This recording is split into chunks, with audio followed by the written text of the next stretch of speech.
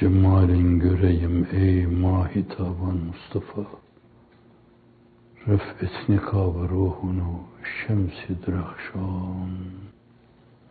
Mustafa diyor. Ona karşı gönülde iştiyak varsa, rüyada olsun, rüyalarda olsun, onu görme iştiyakıyla yanar tutuşur.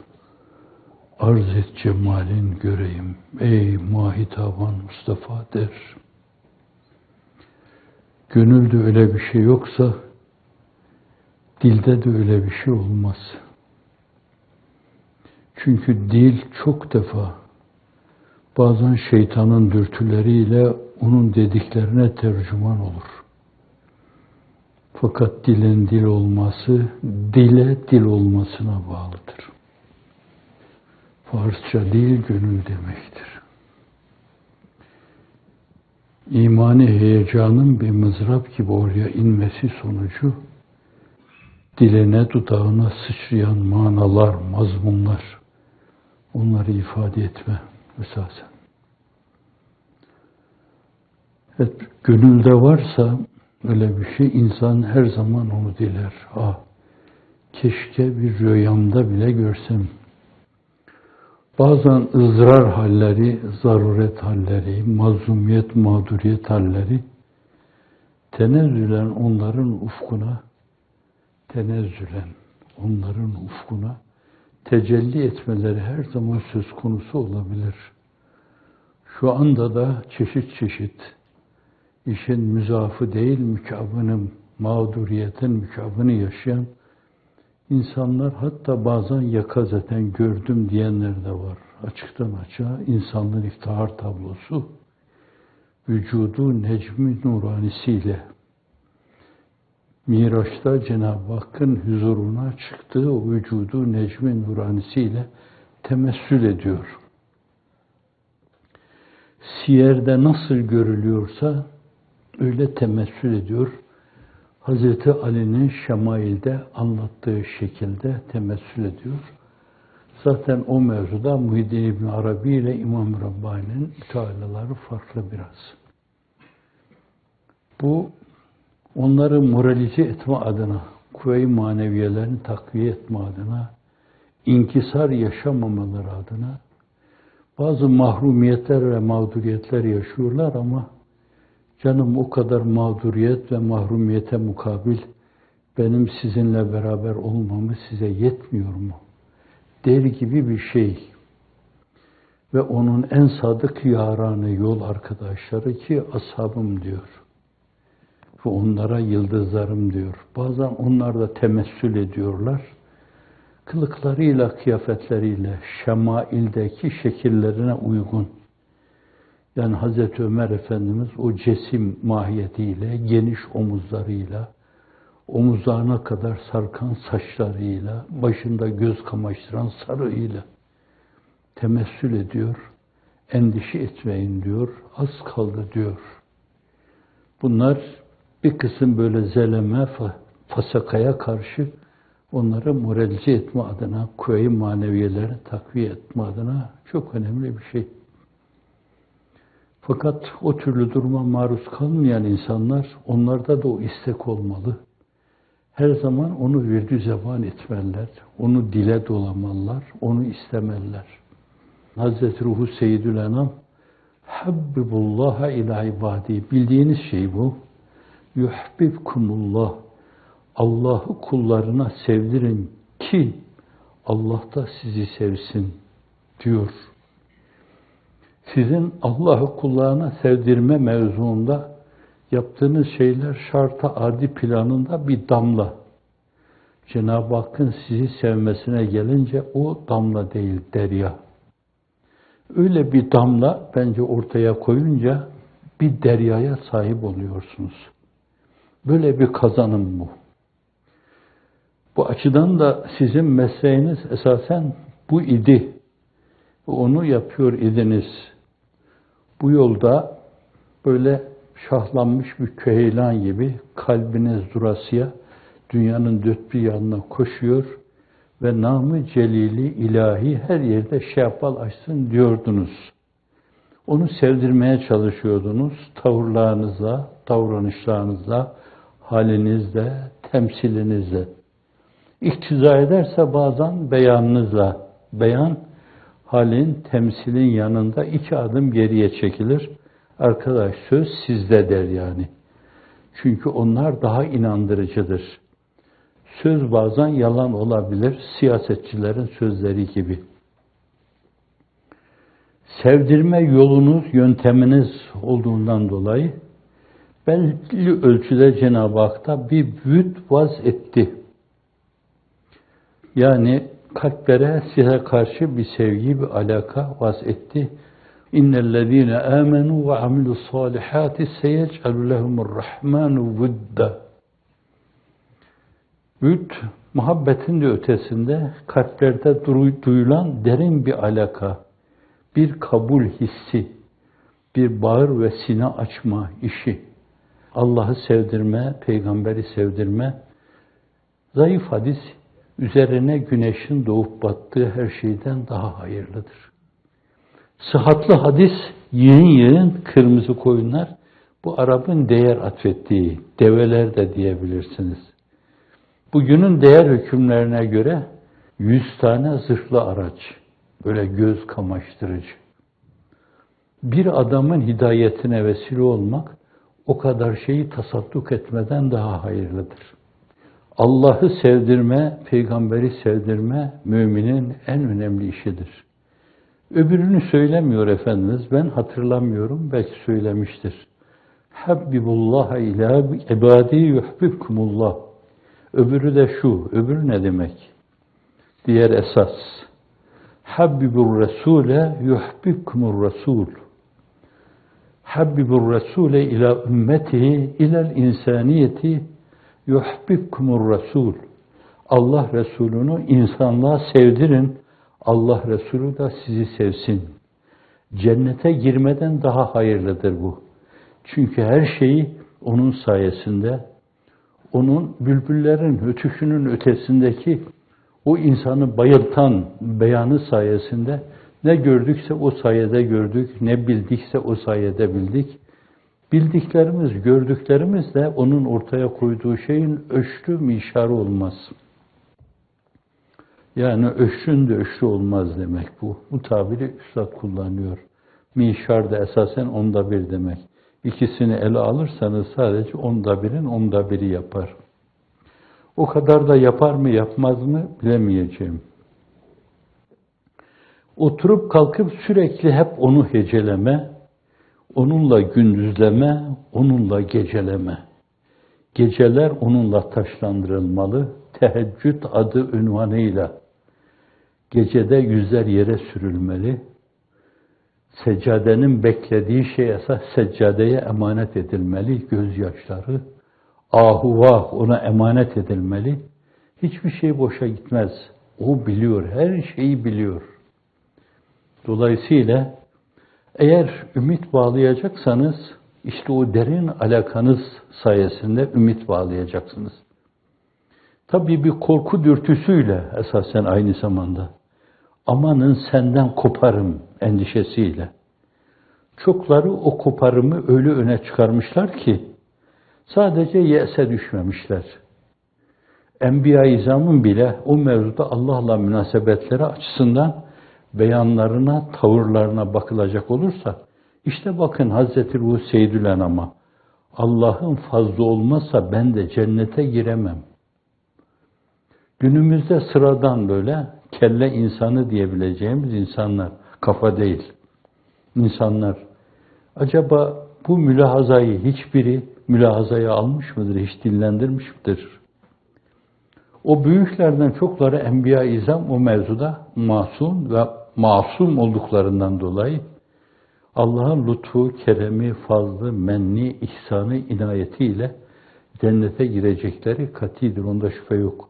Fakat onların dışındaki insanlar, Ayşe validemiz düşünün, vahyin sağanak sağanak yağdığı bir mübarek hücrede insanlığın iftihar tablosunun yarı vefadarı oluyor.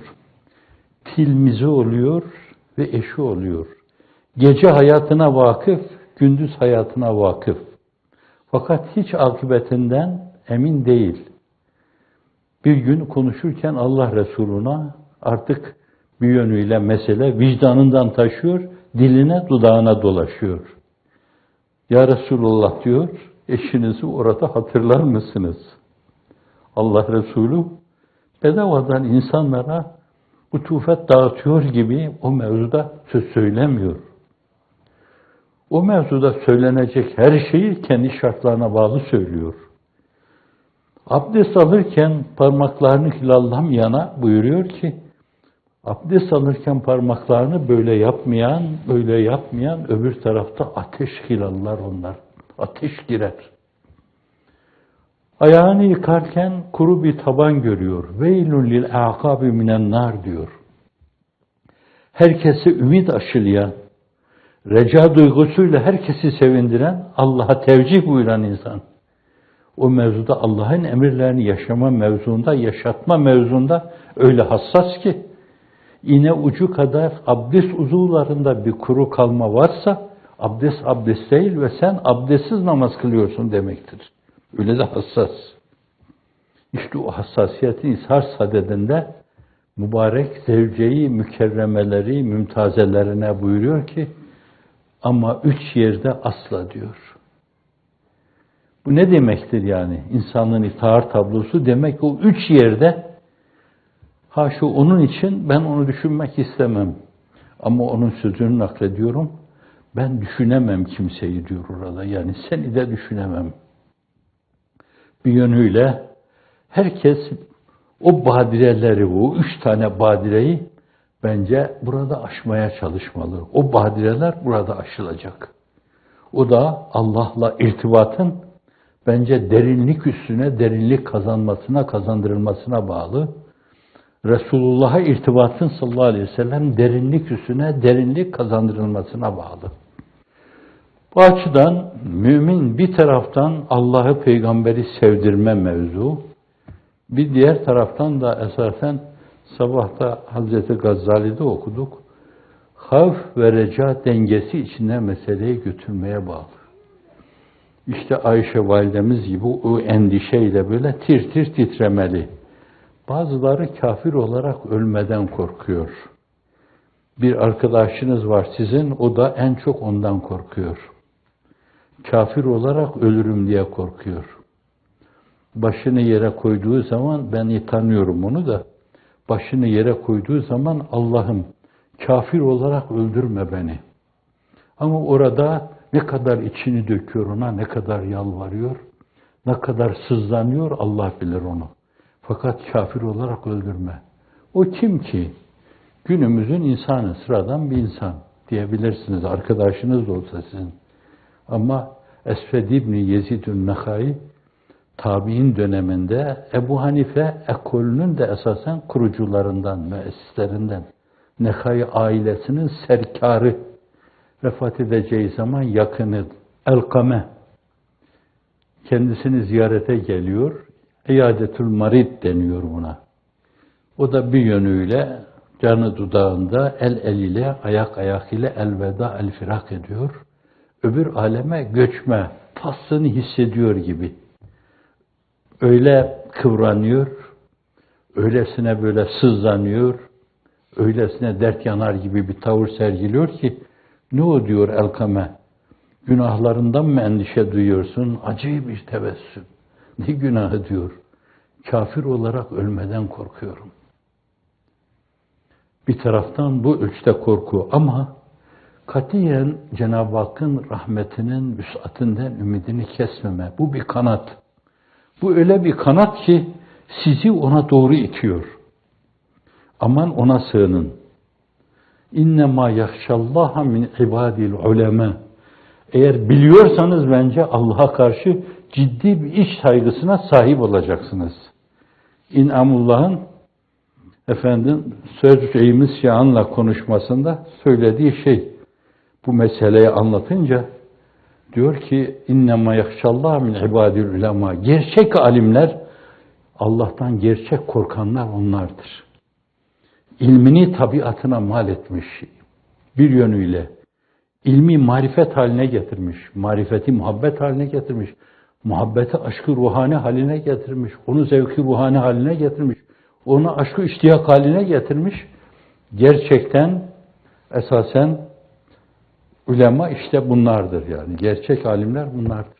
Bu ayeti canın yanında söyleyince bunu Hazreti Muhammed mi diyor. Anlayan insanın hali başkadır. Evet diyor. Efendimiz sallallahu aleyhi ve sellem Kur'an vahyi olarak bunu söylüyor. Vallahi onu bu beyan ediyorsa onun peygamber olduğunda şüphe yok diyor. İnnemâ yahşallâhe min ibâdil ulemâ. Cenab-ı Hak öyle ilmi lütfeylesin. Onu haşyetle taşlandırmaya muvaffak eylesin.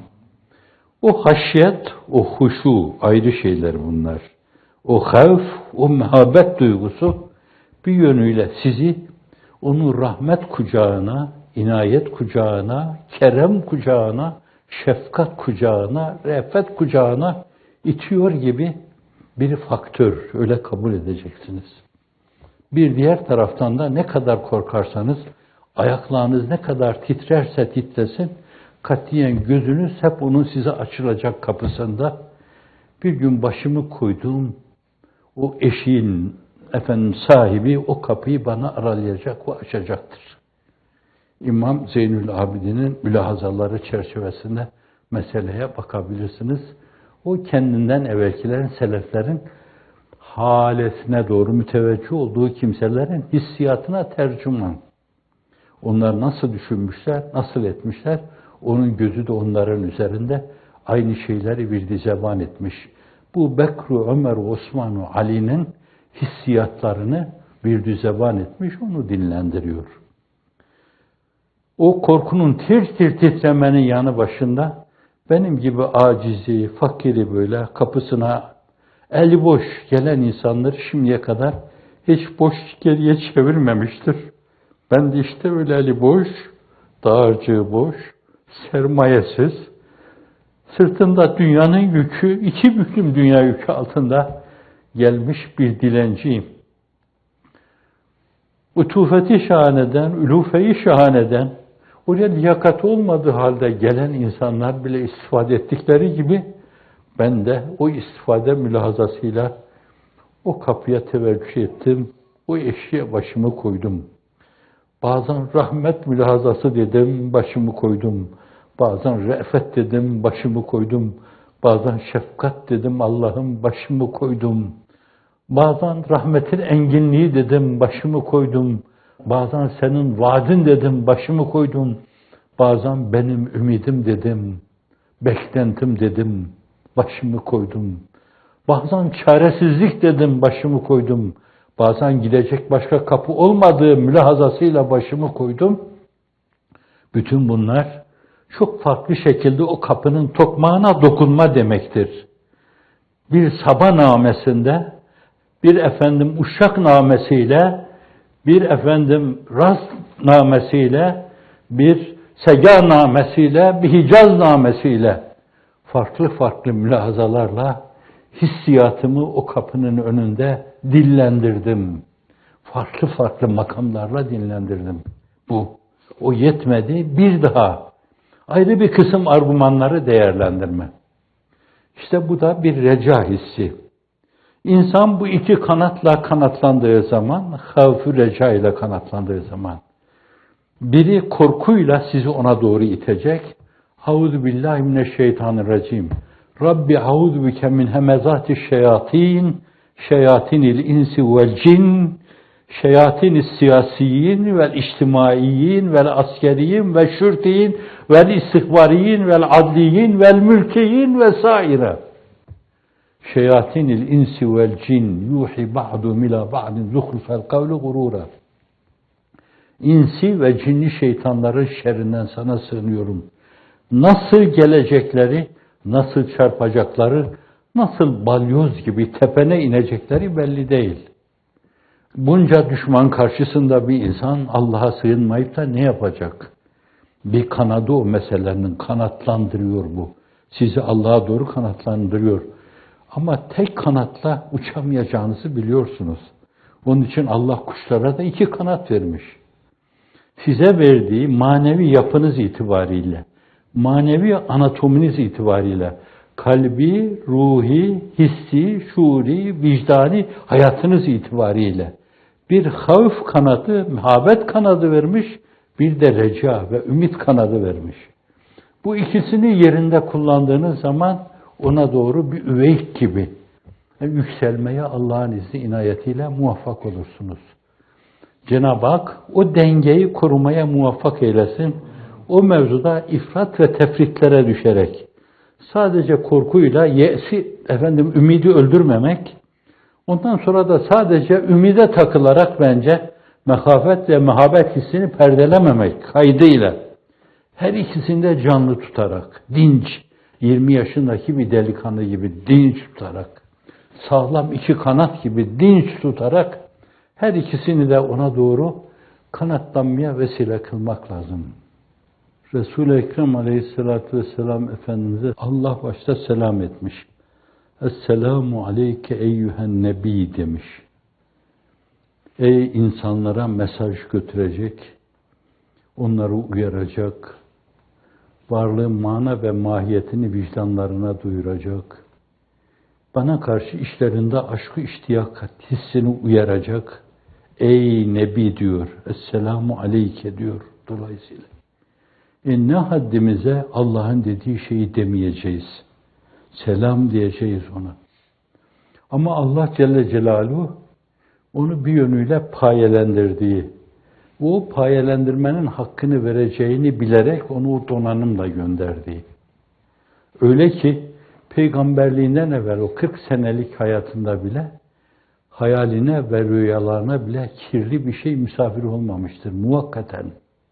Muvakkaten beni bir saniyeliğine misafir eder misin? Ey cismani arzu, bedeni arzu, havayı arzu. Peygamberliğinden evvel olmamış. Öyle nezih yaşamış ki insafsızlığın ayyukta olduğu bir dönemde kefere-ü fecere, müşrikin ve mülhidin ona Muhammedül Emin demişler. Emniyet ve güven abidesi insan demek. Yani ben bir yere gidiyorum, savaşa gidiyorum. Hanımımı, kızımı emanet etmek, kime emanet etsem ki yani yüzüne bile bakmasa, en güzeli Hazreti Muhammed'e filan. Malımı, mülkümü kime emanet etsem ben? Giderken kapımı kime açık bıraksam? Şu mesele mevzunda kime güvensem, dayansam? Çok rahatlıkla kime sırtımı dönsem ve bıçaklanmayacağıma inansam? Bütün olumsuz şeyler, onlardan uzak kalma, bu olumlu şeyler, pozitif şeyler mevzunda da hep o mevzuda illa akla gelen bir insan varsa o Hazreti Ruhu Seyyidül Enam. Antiparantez, Büşra lena maşerel İslam inne lena minel inayeti rüknen gayre münhedimi. Ne mutlu ümmeti Muhammed'e ki öyle devrilmez, sarsılmaz bir sütuna, Allah'la irtibatlı bir sütuna dayanmışlardır diyor Kaside-i Bür'esinde veya Bürdesinde İmam Busiri Hazretleri. Öyle bir rükne dayanmış bulunuyorsunuz Allah'ın izni inayetiyle. Şimdi Allah ona Esselam diyor. Allah Celle Celaluhu vazifesini, misyonunu hakkıyla eda edeceğinden, namaz vazifesiyle geriye döndürüyor onu Miraç'ta. Esselam dedikten sonra ey Nebi, Esselamu aleyke eyyühen nebiyyü ve rahmetullahi ve berekatuhu. Dolayısıyla ümmeti Muhammed'e gelince esasen bir yönüyle bu ümmeti Muhammed'in Efendimiz sallallahu aleyhi ve selleme selam demesi. Biz de tekrar ediyoruz. Ederken Hazretin bu mevzuda meseleye yaklaşımı çerçevesinde meseleye yaklaşmak lazım. Yani nedir biz Esselamu aleyke eyyühen nebiyyü ve rahmetullahi ve berekatuhu derken gitmir bazı zamanlarda ifade ettiğinde muvacihe karşısında doğrudan doğruya o ruhu Seyyidül Enam bizi duyuyor gibi esasen. Zaten duyuyordur. Çünkü sahih hadiste buyuruyor ki bana selat selam okuduğunuzda iletilir bana, bir melek getirir. Ben de mukabelede bulunurum diyor. Ne güzel şey bu yani. Belki bazıları o büyükler, Şahi Geylani gibi, Muhammed Bahuddin Nakşibendi gibi, belki böyle enaniyete verilir diye söylememiş ama Hazreti Piri Muğan gibi. Bunlar Esselamu Aleyke Eyyühen Nebi ve Rahmetullah dediklerinde kulakları çınlıyor ve Aleykümselam ve Rahmetullahi ve Berekatuhu. Belki o sesi duyuyorlardır. Öyle bir mülahazayla, bütün kalbi teveccühümüzle ona teveccüh ederek Esselamu Aleyke demek. Bu ne ifade ediyor? Bir taraftan diyor ki bu bir tecdidi bir beyattır. Biat diyoruz, beyat. Bir yönüyle ona verdiğimiz sözü yenileme. Muhammedur Resulullah dedik. Ceddidu imaneküm bi la ilahe illallah gibi. Bir kere daha böyle Esselamu Aleyke demek suretiyle beyatlarımızı yenilemiş oluyoruz. Sen Allah'ın Resulüsün. Biz de senin mübarek elini sıkıyor gibi. Karşında kemerbeste ubudiyetle eğiliyor gibi bir yönüyle. Boynumuzu bir yönüyle Hz. Musab bin Ümeyr hutbede söyledi benim. Hayranlıkla her zaman üzerinde durduğum zat Musab bin Ümeyr. Geldiği zaman jaluziler sıyrılıyor. Bir güzel insan, dünya güzeli insan görelim diye.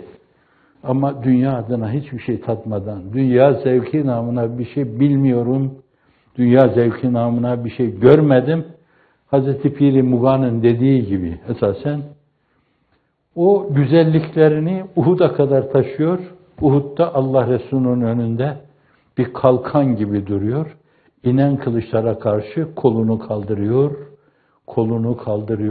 bacağını kaldırıyor ve en sonunda da boynunu uzatıyor.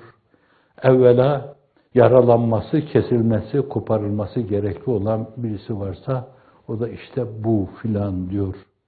Nice sahabi onun bu haline imreniyor. Minel müminine ricalun sadaku ma ahadullah aleyh fe minhum men qada nahbeh ve minhum men yantadir. Niceleri var ki verdikleri sözü yerine getirdiler. Mus'ab gibi, İbn-i Cahş gibi, Hazreti Hamza gibi. Niceleri de acaba bize ne zaman sıra gelecek?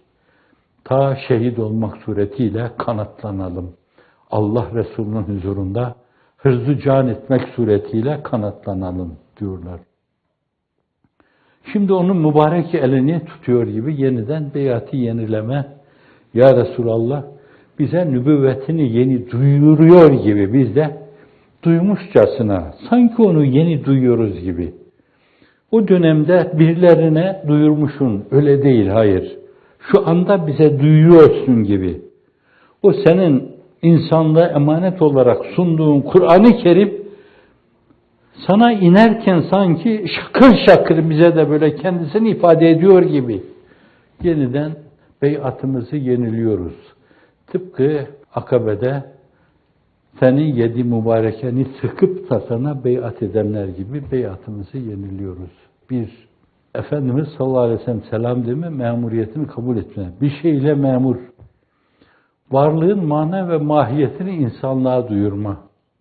Dünyadaki konumumuzu haber verme. Dünyanın mahiyeti mevzunda denecek şeyleri deme. Bir mezraadır burası. Dünya kendi mahiyeti itibariyle bir cifedir. Arkasından koşturup duran varlıklar da kerplerdir. Ahiretin koridorudur. Esma-i ilahinin mecalisidir, mezahiridir. Ahiretin kazanılacağı bir yerdir, bir mezraadır. Burada tohumlar saçılır, öbür tarafta insan başaklarıyla karşılaşır. Burada fideler dikilir, öbür tarafta o selvilerin gölgesinde insan reftare, yürümeye durur. Bunları talim ediyor. Varlık, eşya, hadiseler kitabını okuyor. Kur'an-ı Kerim'le okuyor. Düşülecek şerhlerle okuyor. Düşülecek haşiyelerle okuyor. Hiç müphem bir şey bırakmadan esasen varlığın yüzünden nikabı sıyırarak biraz evvel şairimizin Muhyi'nin dediği gibi yüzünden nikabı sıyır. Ey mahi cihanı efendim mahi tavanı Mustafa diyor. Ay ve güneşimiz sayılan Hazreti Muhammed Mustafa sallallahu aleyhi ve sellem. O da varlığın çehresinden bu türlü şeyleri sıyırmak suretiyle ne ifade ettiğini gösteriyor. Dolayısıyla da efendim ikincisi onun böyle bir misyonunu, böyle bir vazifesini kabul etme. Esselamu aleyke eyyühen nebi. Sana bir kere de böyle bundan dolayı selam olsun bak. Bir kere işte peygamber olarak gönderildin. Beyatımızı yeniliyoruz sana. Esselamu aleyke eyyühen nebi. Yahu yetmedi bu. İkincisi memuriyetini kabul etme. Sen o memuriyetle gelmeseydin biz kapkaranlık bir dünyada olacaktık esasen. Ne varlık ne varlığın mahiyetini bilemeyecektik. Dünyanın ne işe yaradığını bilemeyecektik. Bir yuvarlak güneşin etrafında şuursuzca dönüp duruyor. Bir yönüyle materyalistlerin, naturalistlerin dedikleri gibi yok bir cazibe, mazibe falan. Efendim diyecek meseleyi hep naturalizme bağlayacak, pozitivizme bağlayacak, izah etmeye çalışacaktık. Ama senin sayende zaten öğrendi ki her şey şu nizam-ı alem, Cenab-ı Hakk'ın irade, meşiyet ve kudretiyle esasen böyle ahenk içinde devam ediyor. Onların dedikleri şeyler meselenin sadece zahir yüzünü izahtan ibaret. Meselenin arka planına giden şeyler değil bunlar. Evet, memuriyetini kabul. Getirdiği kanunlara itaat etme. Ne kadar disiplin getirmişse onlara itaat etmeye bir kere daha. Bundan dolayı da sana selam olsun. Çünkü onlarla o sayede siz bir yönüyle, dünyada bir yönüyle sırat-ı müstakim yaşayacaksınız. İhtine sırat-ı müstakim. İfratlara, tefritlere düşmeyeceksiniz. Biraz evvelki mülahazalarla. Havf-ı recayı iki kanat gibi kullanacaksınız dünyada. Dolayısıyla getirdiği şeyleri değerlendirmek suretiyle esasen ona ulaşma ve onun sayesinde ulaşacağınız şeye ulaşma. Dünyada onun rehberliğinde bunlara ulaştığınız gibi ahirette de onun rehberliğiyle Livaul Hamd altında şefaatiyle bunları kendisi ifade buyuruyor. Ve siz ezan sonrasında da diyorsunuz yani Allahümme Rabbe hâdî davet tâme ve salâtu kâime hâdî seyyidina Muhammeden vesile vel fadîle ve ba'd makâme mahmûden ellezî va'atta inneke lâ tuhliful mi'ad diyorsunuz. Makam-ı Mahmud'un sahibi o. Livaul Hamd altında toplanacak olan sizlersiniz.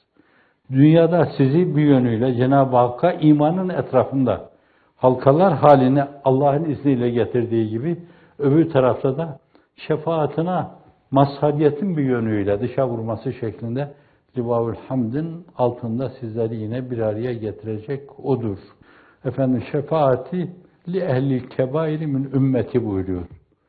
Şefaatim ümmeti Muhammed'den benim günah-ı kebair işleyenlere diyor. Yese düşmemeniz için. Günah-ı kebair işlemiş korku içinizi yakıyor. Fakat bir yönüyle hemen o recayı gözünüzün önüne bir abide gibi dikiyor. Bakın güneş gibi pırıl pırıl Cenab-ı Hakk'ın rahmetinin vüsatı görülüyor diyor. Şimdi hayatı başka türlü dengelemek mümkün değil yani. O hayatı böyle dengeli olarak önünüze koyunca siz de dengeli yaşıyorsunuz. Dengeli yaşadığınız zaman bu sırat-ı müstakim. Günde 40 defa, 50 defa, bazen 60 defa ihtine sırat-ı müstakim. Allah'ım sen bizi dengeye hidayet buyur. İfrat ve tefrit yolunun dışında, ifrata ve tefrite düşmeden istikamet yolunda olanlardan eyle. Hidayet eyle, istikamet yoluna hidayet eyle diyoruz. Sonra evamirine de onun teslim olma. Ona teslim olan kurtulur Allah'ın izni inayetiyle. Dolayısıyla şimdi ona teslim olma şayet vesile-i necatsa şayet size düşen şey de esasen bol bol ona selam etmektir. Esselamu aleyke ya Resulallah. Bir de sana teslim olma gibi esasen bize bir yol bahşettiğinden dolayı, böyle bir kapı araladığından dolayı yine sana bir kere daha selam olsun diyorum. Sonra taarrumuzdan selamet. Ona karşı uygunsuz söz, davranış ve tavırlardan esasen bizi azade kıldığından dolayı haşa ve kella seni dünya hesabına kullandırmadığından dolayı sana karşı saygısız davrandırılmadığından dolayı getirdiğin disiplinlerle sana karşı hep saygılı olduğumuzdan dolayı yine sana selam olsun gibi icmali dar aklımın yettiği kadar bu mevzuda denecek şeyler bunlar gibi geliyor. Daha derinli siz kendi engin mülahazalarınızla inşallah kazarak temeline inmeye bakın. El-Ferhü Selat kesretten kinaye. Yani çok binlerce dediğimiz zaman bile biz esas kesretten kinaye söylüyoruz. Bu zerrat-ı kainat adedince bundan da fazla. Zerrat-ı kainat adedince, denizlerin zerresi adedince, atmosferdeki zerreler adedince, bütün varlık içindeki atomlar adedince, elektronlar adedince, nötronlar adedince, protonlar adedince, eter adedince filan bunlar söylediğin zaman bunların hepsi bir yönüyle esasen bu kesretten kinaye olan elfi işte ona tekabül eder. Ama bütün bunların ötesinde bir adedi ilmillah ve bir adedi malumatillah. Allah'ın ilmi adedince, Allah'ın malumatı adedince namütenahi. Her şey o ilmi ilahiye, o malumatı ilahiyeye göre deryada damla kalır. Allah Resulüne karşı bu kadar bir şeyle esasen salat selam okuma, el-ferf selamın aleyke ya Resulallah. Ehlullah'tan pek çoğu salat selam okurken hep bu tabirleri kullanmışlar. Delailül Hayrat'ta da onu haftanın 7 gününe taksim ederek öteden beri adet olarak hep okumuşlardır. Kulübü Daria'da çokları var o salat selamların. Bazen hafta içinde söylenecekler var. Haftanın bir gününde yani cuma gününde, cumartesi günü, pazar günü, pazartesi günü. Fakat bunların çoğunda görüyorsunuz ki hep el-ferhü selatin deniyor. Ve çoklarında zerrat-ı kainat adedince, yıldızlar adedince, denizlerdeki dalgalar adedince, kuşlar adedince, melekler adedince, meleklerin tesvihatı adedince hep böyle demek suretiyle dediği şeylerin hiçbirini yeterli görmeme ve o mevzuda yeni bir cehd, bir gayret sergileme. Ben şöyle bir şey kestirmeden mesela be'dedi ilmillah ve be'dedi malumatillah dedim bitirdim yani namütenahi. Hayır ben böyle her zaman aynı şeyi tekrar etmek istiyorum. Onun için şu adetçe, bu adetçe demek suretiyle bilmiyorum ki sana karşı medyuniyetimin karşılığını ödemiş olur muyum? Çünkü sana karşı o kadar borçluyum ki medyundur o masuma bütün bir beşeriyet. Ya Rab mahşerde bizi bu ikrar ile haşret diyor. Mehmet Akif diyor bunu. Medyundur o masuma bütün bir beşeriyet. Ya Rab mahşerde bizi bu ikrar ile haşret. Ya Rab mahşerde bizi bu ikrar ile haşret.